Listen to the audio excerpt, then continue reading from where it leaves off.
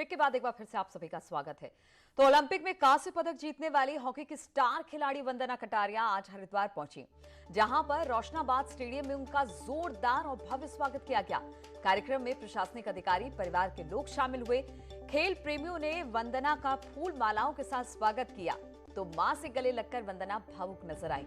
आपको बता दें कि ओलंपिक मैच में हैट्रिक लगाने वाली पहली महिला हॉकी खिलाड़ी है वंदना कटारिया, और जब आज हरिद्वार पहुंची, स्टेडियम पहुंची, तो उनका स्वागत भव्य तरीके से हुआ।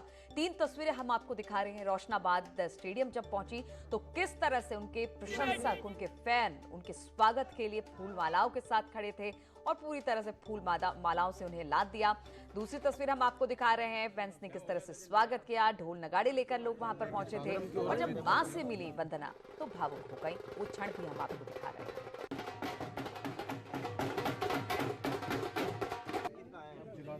क्या हो गया सचिन भैया? पांडे के साथ गरम क्यों हो रही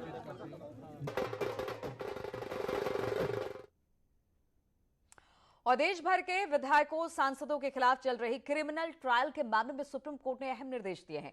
कोर्ट ने कहा कि जब तक इस मामले में राज्य की निचली अदालतों में सुनवाई लंबित है तो राज्य सरकारें केस वापस न ले। संबंधित राज्य के हाई कोर्ट के इजाजत के बगैर केस वापसी नहीं होगी। सुप्रीम कोर्ट सांसदों, विधायकों के खिलाफ आपराधिक ट्रायल के जल्द निपटारे की निगरानी के लिए स्पेशल बेंच का गठन करेगा।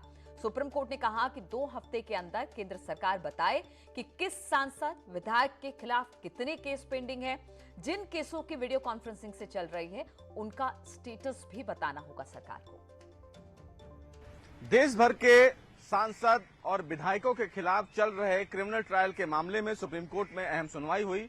मामले की सुनवाई के दौरान सुप्रीम कोर्ट ने केंद्र सरकार पर नाराजगी जाहिर करते हुए ये कहा कि पहले केंद्र सरकार ऐसे मामले में गंभीर थी, लेकिन उसके बाद केंद्र सरकार का रवैया कहीं न कहीं लापरवाही वाला रहा। सुप्रीम कोर्ट ने मामले की सुनवाई के दौरान ये भी कहा कि इस पूरे मामले में जिन जिन राज्यों में सुनवाई चल रही है उन राज्यों में स्पेशल जज मामले की सुनवाई करते रहेंगे। वहीं सुप्रीम कोर्ट ने देश भर के तमाम हाई कोर्ट के रजिस्ट्रार जनरल को ये आदेश दिया है कि वो अपने चीफ जस्टिस को इस पूरे मामले की जानकारी देंगे और ये बताएंगे कि उनके केस में कितने ऐसे एमपी एमएलए हैं जिनका अभी ट्रायल चल रहा है। वहीं कोर्ट ने इस पर भी नाराजगी जाहिर की और ये कहा कि जब तक इस पूरे मामले में सुनवाई निचली अदालतों में चल रही है तब तक राज्यों के द्वारा केस वापस न लिया जाए। बहरहाल इस पूरे मामले में सुनवाई के दौरान सुप्रीम कोर्ट ने केंद्र सरकार को 2 हफ्ते के भीतर ये जानकारी देने के लिए कहा है कि किन नेताओं के खिलाफ कितने केस अभी पेंडिंग हैं। वीडियो कॉन्फ्रेंसिंग के द्वारा जो इस मामले की सुनवाई चल रही है उन तमाम केसों का ट्रायल का स्टेज क्या है।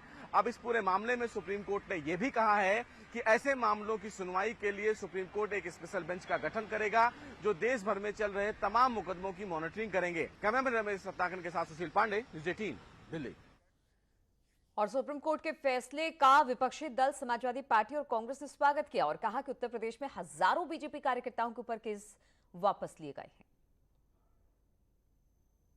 अपने अपराधी नेताओं खुद न्यायालय हो गए तो अगर सरकार न्यायालय हो जाएगी तो भी न्यायालय क्या करेगा? हम तो सर्वोच्च न्यायालय से अनुरोध करेंगे कि इन सभी लोगों के मुकदमों पर पुनर्विचार हो। जो पीड़ित पक्ष जिसने मुकदमा लिखाया था उनको न्याय मिल सके।